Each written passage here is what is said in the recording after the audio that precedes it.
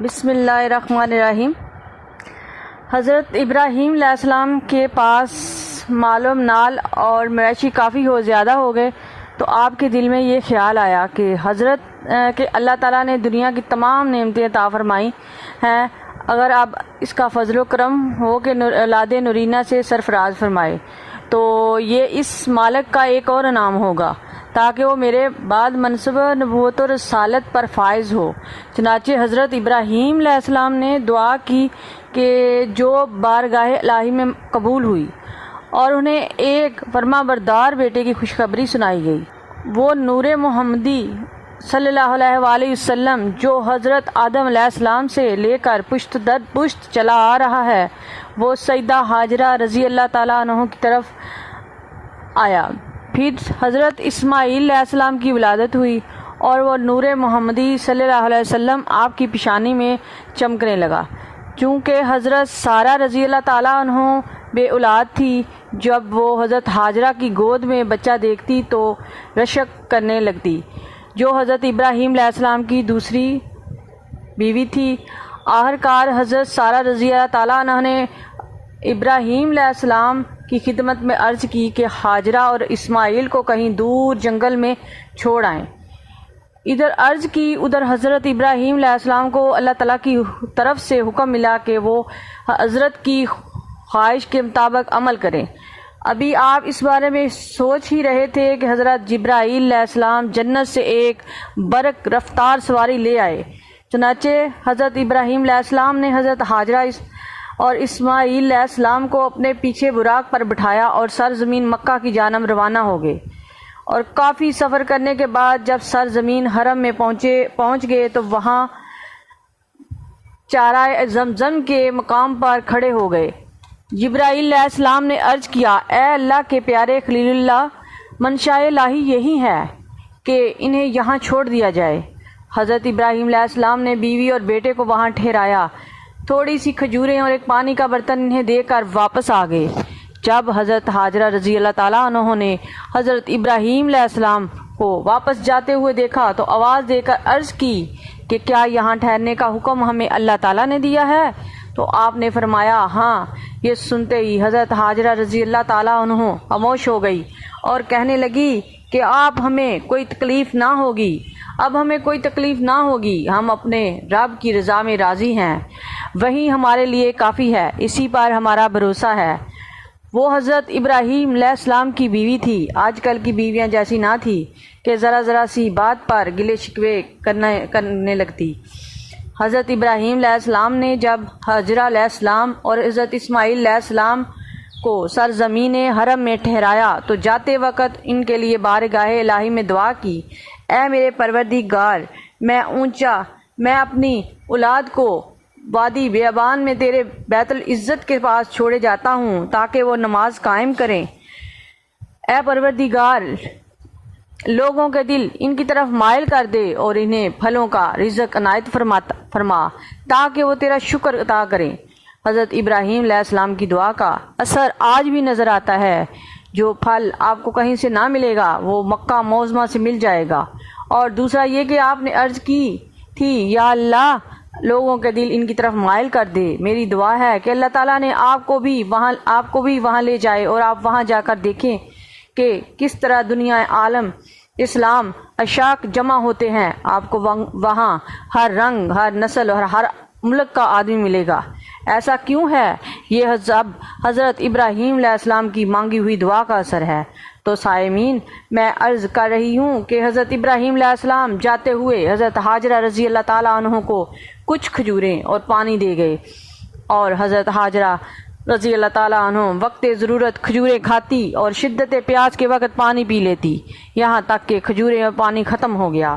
اب نہ کھانے کو کھجوریں اور نہ پینے کو پانی رہا، بھوک اور پیاس غالب آ گئی اور حضرت حاجرہ رضی اللہ تعالیٰ عنہ کا دودھ بھی خشک ہو گیا۔ جب حضرت اسماعیل علیہ السلام بھوک کی شدت سے بے تاب ہو گئے تو شفقت مادری جوش میں آئی اور پانی کی تلاش کے لیے آپ کبھی صفا پہاڑی پر جاتی اور کبھی مروہ پر، یہاں تک کہ جب پہاڑ پر چڑھتی تو بچے کا خیال آتا اور جلدی سے واپس آ کر لخت جگر کو دیکھ لے جاتی۔ حضرت حاجرہ رضی اللہ تعالیٰ عنہ کا یہ بار بار صفا مروہ پر چڑھنا، چکر لگانا اللہ تعالیٰ کو اتنا پسند آیا کہ قیامت تک آنے والے حاجیوں کو حکم فرما دیا کہ وہ صفا مروہ پر ساتھ ساتھ چکر لگا کر میری پیاری بندی حضرت حاجرہ رضی اللہ تعالیٰ عنہ کی سنت کو زندہ رکھیں۔ اور جب حضرت حاجرہ رضی اللہ تعالیٰ عنہ پانی سے بالکل مایوس ہو گئی تو واپس آتے ہوئے کیا دیکھتی ہیں کہ حضرت اسماعیل علیہ السلام کی ایڑی زمین پر مارنے سے پانی کا چشمہ ابھر رہا ہے۔ یہ دیکھ کر حضرت حاجرہ رضی اللہ تعالیٰ عنہ کی خوشی مسرت کی انتہا نہ رہی۔ پھر آپ نے جب دیکھا کہ پانی بڑھتا جا رہا ہے تو جلدی سے پتھروں کی دیوار بناتے ہوئے فرمایا، اے پانی ٹھہر جا، یا ماؤ زمزم، اے پانی ٹھہر جا۔ تو حضور سیدہ دو جہان حضرت محمد صلی اللہ علیہ وسلم نے ارشاد فرمایا کہ رحم فرمائے اللہ تعالیٰ حضرت اسماعیل کی والدہ پر، اگر وہ پانی کو چھوڑ دیتی البتہ وہ چشمے کی صورت اختیار کر جاتا اور وہ پوری زمین پر پھیل جاتا۔ حضرت حاجرہ رضی اللہ تعالیٰ عنہ پانی سے خود بھی سیراب ہوتی اور اپنے نور نظر حضرت اسماعیل علیہ السلام کو بھی پلاتی۔ اسی طرح وقت گزرتا گیا، یہاں تک کہ قبیلہ بنی جرہم کا وہاں سے گزر ہوا جو یمن سے آئے تھے۔ چنانچہ انہوں نے اپنے ہی میں سے ایک آدمی کو پانی کی تلاش کے لیے بھیجا۔ جب وہ آب زمزم کے قریب آیا تو کیا دیکھتا ہے کہ وہاں ایک عورت ہے اور اس کی گود میں ایک بچہ ہے۔ اس نے جا کر قبیلے والوں کو پانی کی خبر دی تو وہاں سب پہنچ گئے۔ انہوں نے حضرت حاجرہ رضی اللہ تعالیٰ عنہ سے دریافت کیا، کیا آپ کے علاوہ کسی اور کا بھی اس پانی پر حق ہے؟ آپ نے فرمایا نہیں۔ پھر انہوں نے حضرت حاجرہ رضی اللہ تعالیٰ عنہ سے وہاں مقیم ہونے کی اجازت مانگی تو حضرت حاجرہ رضی اللہ تعالیٰ عنہ نے فرمایا کہ اس شرط پر اجازت ہے کہ اس پانی پر تمہارا کوئی حق نہ ہوگا۔ انہوں نے آپ کی اس شرط کو قبول کر لیا اور وہاں سے یمن واپس آئے اور اپنا قبیلہ ساز و سامان اور مویشی کو لے کر وہاں آ کر آباد ہوئے۔ آبادی کا یہ سلسلہ بڑھتا گیا حتیٰ کہ شہر کی شکل اختیار کر گیا اور مکہ معظمہ کے نام سے موسوم ہو گیا۔ حضرت ابراہیم علیہ السلام کو طرح طرح کے امتحانات سے گزرنا پڑا حتیٰ کہ جانی مالی امتحان کے بعد اولاد کے سلسلے میں امتحان لیا گیا۔ چنانچہ جب حضرت اسماعیل علیہ السلام کی عمر 16 سال کی ہوئی تو حضرت ابراہیم علیہ السلام کو بارگاہ الہی سے آپ کی قربانی کا حکم ملا۔ اللہ تعالیٰ نے ارشاد فرمایا، پھر جب وہ اس کے ساتھ کام کے قابل ہو گیا، رات خواب میں آپ کو حکم ملا۔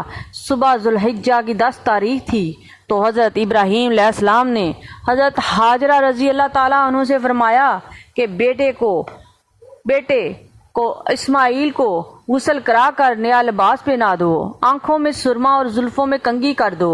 حضرت حاجرہ نے پوچھا، اے میرے آقا، آج اس کی کیا ضرورت ہے؟ فرمایا، آج ہم ایک دوست کی ملاقات کو جا رہے ہیں۔ جب حضرت اسماعیل تیار ہو گئے تو باپ نے فرمایا، بیٹا چھری اور رسی بھی ساتھ لے لو۔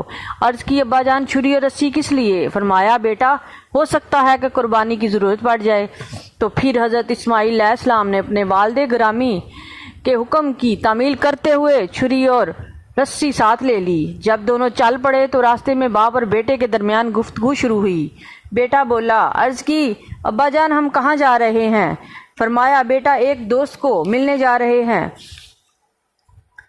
ابا جان آپ کے دوست کا مکان کہاں ہے؟ فرمایا، بیٹا وہ مکان سے پاک ہے۔ عرض کی، ابا جان کیا وہ دوست ہمارے ساتھ کھانا بھی کھائے گا؟ فرمایا، بیٹا وہ کھلاتا ہے لیکن خود نہیں کھاتا۔ باپ اور بیٹا دونوں پیاری پیاری گفتگو کرتے جا رہے تھے کہ شیطان ایک ضعیف العمر بوڑھے کی شکل میں پہلے حضرت حاجرہ رضی اللہ تعالیٰ عنہ کے پاس گیا۔ ان سے جا کر کہنے لگا، کیا تجھے کوئی خبر ہے کہ ابراہیم علیہ السلام تیرے بیٹے کو لے کر کہاں گئے ہیں؟ آپ نے جواب دیا، وہ اپنے ایک دوست سے ملنے گئے ہیں۔ شیطان کہنے لگا، یہ سب غلط ہے، لیکن وہ انہیں ذبح کرنے گئے ہیں۔ حضرت حاجرہ رضی اللہ تعالیٰ عنہ نے فرمایا، یہ کس طرح ہو سکتا ہے کہ ایک مشفق باپ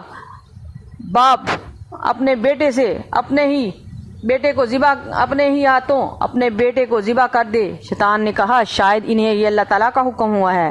یہ سن کر حضرت حاجرہ رضی اللہ تعالیٰ نے فرمایا، اگر یہ حکم الہی ہے تو میں اس کی رضا پر راضی ہوں اور اس کی رضا پر میں ہزاروں اسماعیل قربان کرنے کے لیے تیار ہوں۔ چنانچہ شیطان لائن यहाँ से मायूस हुआ और सीधा हज़रत इस्माइल अलैहिस्सलाम के पास गया और जाकर कहने लगा, क्या तुझे मालूम है कि तेरा बाप कहाँ ले जा रहा है?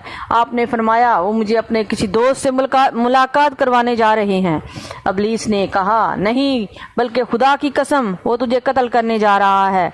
इस्माइल अलैहिस्सलाम ने फरमाया, तू झूठ बोलता है, कहीं ऐसा देखा या सुना है कि बाप ने अपने हाथों से बेटे को कत्ल किया हो? शैतान ने कहा, इन्हें गुमान है कि अल्लाह ताला ने इन्हें इस बात का हुक्म दिया है कि ये सुनते ही हज़रत इस्माइल अलैहिस्सलाम ने फरमाया, अगर ये हुक्म खुदामदी है तो मैं हुक्म इलाही पर मेरी गर्दन अतायत खम है।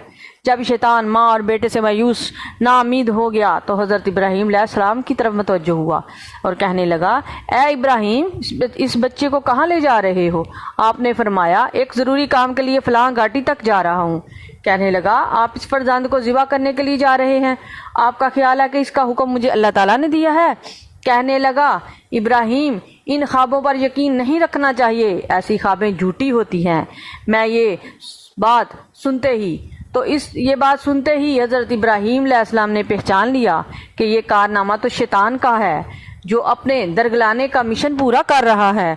तो आपने उसे दत्कारने के लिए 7 कंकर उठाकर इसको मारी और अल्लाह ताला को अपनी रज़ा के लिए अपने नबी की ये अदा ऐसी पसंद आई कि क़यामत तक हज के लिए हाजियों को हुक्म फरमाया कि मेरे प्यारे खलीलुल्लाह इब्राहीम अलैहिस्सलाम की सुन्नत को जिंदा करते हुए वहाँ शैतान को 7 कंकरे मारें। जब दोनों बाप और बेटा पहाड़ के दामन में पहुंचे जहां बेटे को ज़िबा करना था तो आपने फरमाया, बेटा, ए मेरे बेटे, मैंने ख्वाब में देखा है कि मैं तुझे ज़िबा करता हूँ, अब बता तेरी क्या राय है? अर्ज की, ए अब्बा जान, हुक्म खुदा बजा लाइए, अगर अल्लाह ने चाहा तो आप मुझे सब्र करने वालों में पाएंगे। और फिर जब बाप ज़िबा करने और बेटा ज़िबा होने को तैयार था तो हज़रत इस्माइल अलैहिस्सलाम ने अर्ज़ की, अब्बा जान, ज़िबा करने से पहले आपकी ईद में कुछ वसीयतें हैं। हज़रत इब्राहीम अलैहिस्सलाम ने फरमाया, ए जाने बिदर, बताओ वो कौन सी वसीयतें हैं? अर्ज़ की, अब्बा जान, बेवक्त ज़िबा मेरे हाथ पांव रस्सी से बांध लेना ताकि ऐसा ना हो कि तकलीफ़ में मैं तड़पूं और मोहब्बत पिदरी से ये फरीज़ा अदा होने से रह जाए। ज़िबा करते वक्त अपने कपड़ों को समेट लें ताकि मेरे खून के छींटे आपके कपड़ों पर ना पड़ें। ज़िबा करते वक्त छुरी को अच्छी तरह तेज़ कर लेना ताकि ये फरीज़ा अदा करने में ताख़ीर ना हो। ज़िबा करते वक्त मेरा चेहरा ज़मीन की तरफ कर दें ताकि आपकी नज़र मेरे चेहरे पर ना पड़े। ऐसा ना हो कि शफ़क़त पदरी गालिब आ जाए और आपसे अमर इलाही के पूरा करने में कोई कमी रह जाए। मुझे ज़िबा करने से पहले मेरी कमीज़ उतार लें और ले जाकर मेरी वालदा को दें जो मेरे फ़राक में बेचैन और बेकरार होगी, ताकि उसे देखकर आंखों को ठंडक और दिल को सुकून हो जाए। और आखिरी गुजारिश ये है कि जब आप किसी मेरे हम उम्र को देखें तो मुझे याद कर लिया करें। जब दोनों बाप बेटे ने अल्लाह ताला के हुजूर अपनी गर्दन झुका दी और बेटे को पेशानी के लिए लटाया और हज़रत इब्राहीम अलैहिस्सलाम ने हुक्म खुदावंदी को पूरा करते हुए हज़रत इस्माइल अलैहिस्सलाम के नाजुक खलक पर छुरी रखी तो बार बार छुरी चला रहे थे मगर वो एक बाल तक भी काटने का नाम नहीं लेती थी। आखिर इब्राहीम अलैहिस्सलाम ने छुरी से मुखातब होकर फरमाया, क्या वजह है कि इतने नरम और नाजुक गले को भी नहीं काटती? छुरी ज़बाने हाल से पुकार उठी, ए इब्राहीम अलैहिस्सलाम, आप बताएं कि जिस वक़्त आपको आग में डाला गया तो आग ने आपको क्यों ना जलाया? आपने फरमाया कि आग को अल्लाह ताला का हुक्म था कि वो ना जलाए। छुरी ने अर्ज की कि आग को तो एक दफ़ा ना जलाने का हुक्म हुआ था, लेकिन मुझे 70 मरतबा हुक्म मिल चुका है कि हलकुम में इस्माइल को मत काटना। इसी वक्त अल्लाह ताला की तरफ से आवाज़ आई, ए इब्राहीम अलैहिस्सलाम, बेशक तूने अपना ख्वाब सच्चा कर दिखाया, हम मुखलसीन को ऐसा सिला देते हैं। फिर जब हज़रत इब्राहीम अलैहिस्सलाम ने पीछे मुड़कर देखा तो हज़रत जिब्राईल अलैहिस्सलाम जन्नत से एक मेंढा ला रहे हैं जो जन्नत में 40 या 80 हज़ार साल चरता रहा। वो छुरी के नीचे आया तो आपने इसे ज़िबा कर दिया। तो इसी तरह हज़रत इस्माइल अलैहिस्सलाम ذبح ہونے سے بھی بچ گئے اور انہیں ذبیح اللہ کا لقب بھی مل گیا۔ سبحان اللہ۔ ایک روایت میں آتا ہے کہ جب حضرت جبرائیل علیہ السلام اس مینڈے کو لے کر جنت سے چلے تو انہوں نے اللہ اکبر پڑھا۔ جبرائیل علیہ السلام کی صدا سن کر حضرت ابراہیم علیہ السلام نے لا الہ الا اللہ واللہ اکبر پڑھا۔ حضرت اسماعیل علیہ السلام نے جب آنکھیں کھول کر فدیہ کے طور پر آئے ہوئے مینڈے کو دیکھا تو فرمایا اللہ اکبر وللہ الحمد۔